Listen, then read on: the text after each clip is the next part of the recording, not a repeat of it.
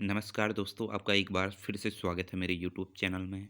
आज दोस्तों हम उत्तराखंड की पांडुलिपि सीरीज का भाग 2 करेंगे, जो एग्ज़ाम की दृष्टि से काफ़ी महत्वपूर्ण है। आप जानते हैं कि उत्तराखंड यूकेएसएससी में काफ़ी ज़बरदस्त तरीके से यूकेएसएससी अपने क्वेश्चन पेपर को सेट करता है।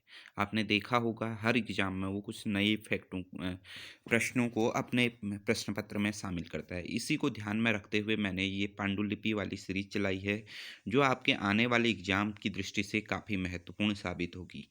चलिए ज़्यादा देर न करते हुए सीरीज को शुरू करते हैं। आज का पहला प्रश्न है, उत्तराखंड फिल्म विकास परिषद की स्थापना कब हुई?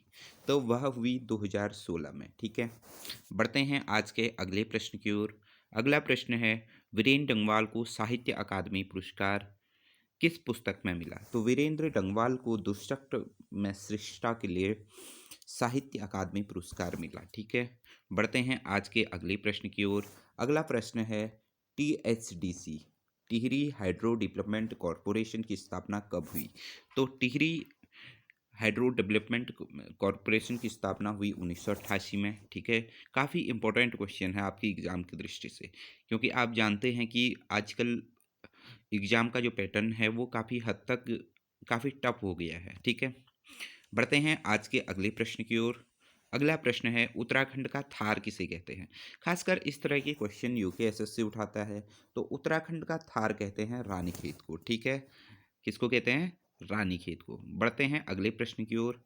अगला प्रश्न है, मातृ सत्तात्मक प्रथा किस जनजाति में प्रचलित है? तो मातृ सत्तात्मक प्रथा प्रचलित है थारू में। ठीक है, आपका उत्तर क्या होगा? थारू। यहाँ पे माता की काफ़ी इज्जत होती है इस जनजाति में। खैर और जनजाति में भी करते हैं, लेकिन यहाँ पे माता की बहुत ज़्यादा परिवार में चलती है। ठीक है, बढ़ते हैं आज के अगले प्रश्न की ओर। अगला प्रश्न है, पाताल रुद्रेश्वर गुफा की खोज कब हुई? तो पाताल रुद्रेश्वर गुफा सबसे पहले है कहाँ पर? तो वह है कहाँ? चंपावत में। कहाँ है? चंपावत में। ठीक है, इसकी खोज हुई 1993 में। कब हुई? 1993 में। बढ़ते हैं आज के अगले प्रश्न की ओर। अगला प्रश्न है, वीरेंद्र वीरचंद्र गढ़वाली पर डाक टिकट कब जारी हुआ? काफ़ी इंपॉर्टेंट क्वेश्चन है आपकी एग्जाम की दृष्टि से। तो वीरचंद्र गढ़वाली पे डाक टिकट जारी हुआ 1994 में। कब हुआ? 1994 में। ठीक है, काफ़ी इंपॉर्टेंट क्वेश्चन है। इस तरह के क्वेश्चन यूकेएसएससी अपने एग्जाम में सेट करता है। ठीक है, बढ़ते हैं आज के अगले प्रश्न की ओर। अगला प्रश्न है, ग्लोबंद नायक रचना। काफ़ी इंपॉर्टेंट प्रश्न है, ग्लोबल नायक रचना किसकी कृति है? तो ग्लोबंद नायक रचना है प्रकाश पुनेठा की। किसकी है? प्रकाश पुनेठा की। काफ़ी इंपॉर्टेंट क्वेश्चन है, याद कर लीजिएगा। ठीक है, बढ़ते हैं आज के अगले प्रश्न की ओर। अगला प्रश्न है, देवभक्त प्रेस। देवभक्त प्रेस की स्थापना किसने की? काफ़ी इंपॉर्टेंट क्वेश्चन है। तो देवभक्त प्रेस की स्थापना की बद्रीदत्त पांडे ने। आप जानते हैं बद्रीदत्त पांडे का कुमाऊं के इतिहास या समझें ब्रिटिश कुमाऊं गढ़वाल में काफ़ी बड़ा योगदान है, क्योंकि इन्होंने ही ये गर्म मिजाजी व्यक्ति थे। इन्होंने अपने कृतियों से अंग्रेजों को खूब परेशान करा। इन्होंने एक समाचार पत्र निकाला था, शक्ति। शक्ति का प्रकाशन कब से होता है? कमेंट बॉक्स में इसका आंसर दीजिए। ठीक है, बढ़ते हैं आज के अगले प्रश्न की ओर। बाबा माणिकनाथ का मंदिर किस जनपद में है? कहाँ है? सबसे इंपॉर्टेंट क्वेश्चन है, बाबा माणिकनाथ का मंदिर। आप जानते हैं कि इसी तरह के क्वेश्चन एग्जाम में उठाए जाते हैं।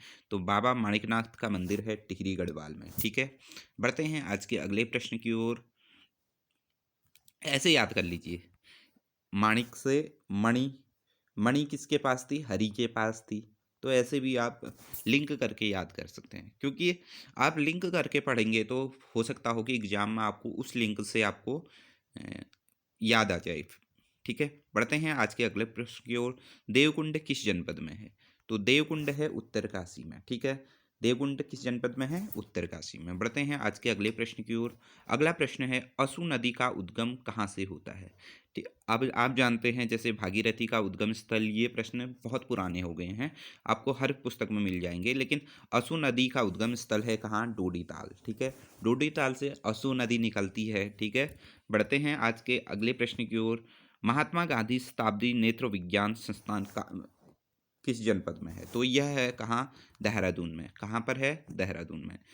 ठीक है दोस्तों, ये पांडुलिपि वाली सीरीज चलाने का मुख्य उद्देश्य ये है कि जो यूकेपीएससी तो नहीं पूछता है, लेकिन यूकेएसएससी इस तरह के प्रश्न काफ़ी पूछता है। ठीक है, यह स्थान कहाँ है, बिल्कुल ऐसे पूछेगा, आप सोच भी नहीं सकते हो। ठीक है, बढ़ते हैं आज के अगले प्रश्न की ओर। अगला प्रश्न है, भटपुड़ी देवी का मंदिर किस जनपद में है? तो भटपुड़ी देवी का मंदिर है कहाँ पे? पौड़ी में।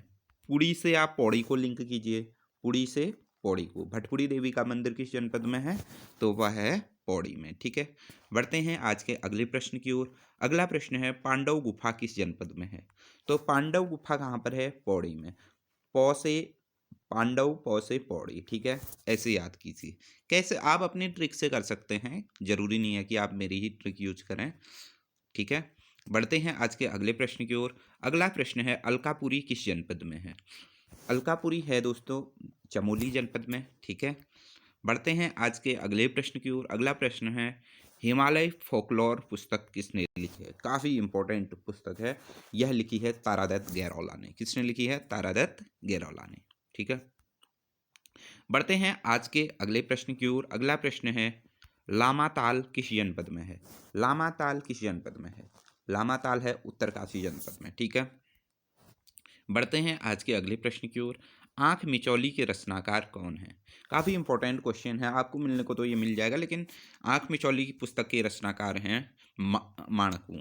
अच्छा बताइए, चैतू की पुस्तक का क्या नाम है? कमेंट बॉक्स में इसका उत्तर दीजिए। चैतू भी एक रचनाकार चित्रकार थे। ठीक है, चैतू की रचना का नाम बताइए। ठीक है, बढ़ते हैं आज के अगले प्रश्न की ओर। अगला प्रश्न है, लोसर मेला किस जनपद में लगता है? काफ़ी इंपॉर्टेंट मेला है, लोसर मेला लगता है उत्तरकाशी में। यूकेएसएससी में नए टाइप के प्रश्न आते हैं जो एग्जाम की दृष्टि से काफ़ी महत्वपूर्ण साबित होंगे आप। ठीक है, बढ़ते हैं आगे आज के अगले प्रश्न की ओर। लंका पुल, लंका पुल व भैरव घाटी किस जनपद में है? तो लंका पुल और भैरव घाटी है उत्तरकाशी में। कहाँ है?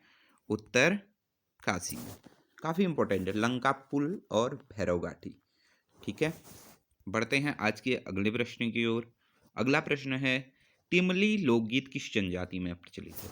काफ़ी इंपॉर्टेंट क्वेश्चन है। तिमली लोकगीत है भोटिया जनजाति में। कौन सी जनजाति में? भोटिया जनजाति में। ठीक है, बढ़ते हैं आज के अगले प्रश्न की ओर। अगला प्रश्न है, गोरा अठावली किस जनजाति का त्यौहार है? तो गोरा अठावली है किसका? राजी का। दोस्तों, ये क्वेश्चन मैं आपके लिए बहुत सी किताबों से छांट कर लाता हूं, जो आपके एग्जाम की दृष्टि से काफ़ी महत्वपूर्ण साबित होंगे।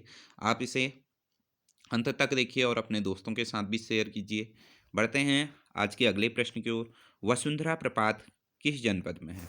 आप जानते हैं वसुंधरा प्रपात है चमोली में, चमोली की माणा गांव के पास में। ठीक है, माणा गांव के पास में। ठीक है, अच्छा, चमोली प्रपात की हाइट कितनी है?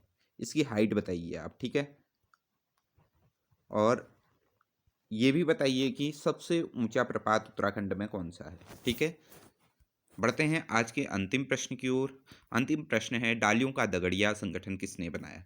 तो डालियों का दगड़िया संगठन बनाया चंडी प्रसाद भट्ट ने। चंडी प्रसाद भट्ट को एक पुरस्कार मिलता है, रेमन मैग्सेसे पुरस्कार। रेमन मैग्सेसे पुरस्कार। अच्छा, रेमन मैग्सेसे पुरस्कार चंडी प्रसाद भट्ट को कब मिलता है? इसका उत्तर आप कमेंट बॉक्स में दीजिए। दोस्तों, अगर आपको वीडियो पसंद आई तो शेयर कीजिए, लाइक कीजिए और सब्सक्राइब कीजिए। मिलते हैं अगली वीडियो में कुछ रोचक और नए तथ्यों के साथ। तब तक के लिए नमस्कार।